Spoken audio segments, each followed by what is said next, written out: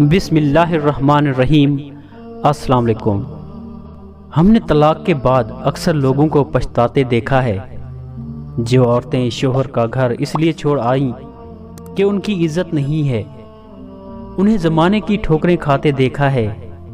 جو سسرال میں رہنا اس لیے گوارا نہیں کرتی کہ ان سے کام نہیں ہوتا یا ذمہ داری نہیں اٹھا سکتی، وہ جب تنہا اولاد کی ذمہ داری اٹھاتی ہیں تو ان کے 14 طبق روشن دیکھے ہیں۔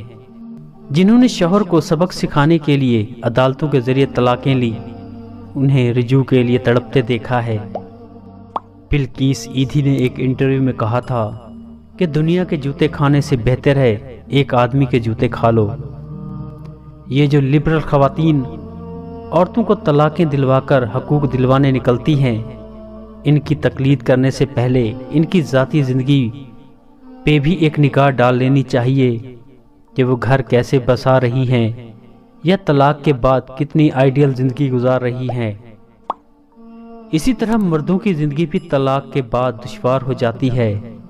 رہ گئی اولاد تو وہ بیچاری ناکردہ گناہوں کی سزا بھگتنے کے باعث قابل رحم زندگی گزارتی ہے۔ گو کہ طلاق اور خلا کا حق اللہ تعالیٰ نے مردوں اور عورتوں کو دیا ہے، مگر یہ آخری آپشن ہونا چاہیے۔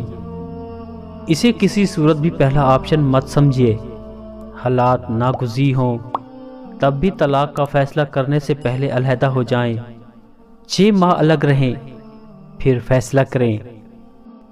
گھر ٹوٹنے نہیں چاہیے، اولادیں برباد ہو جاتی ہیں۔ انا کو قربان کرنا پڑے تو کر دیجئے، مگر اولاد کو تحفظ دیجئے۔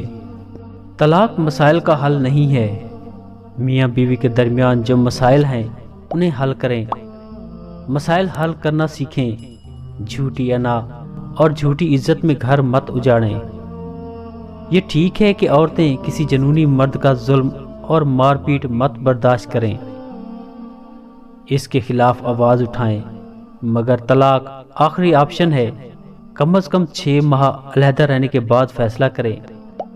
اللہ تعالیٰ سب کے گھروں میں امن و سکون اور رزق حلال کی فراوانی فرمائے۔ آمین۔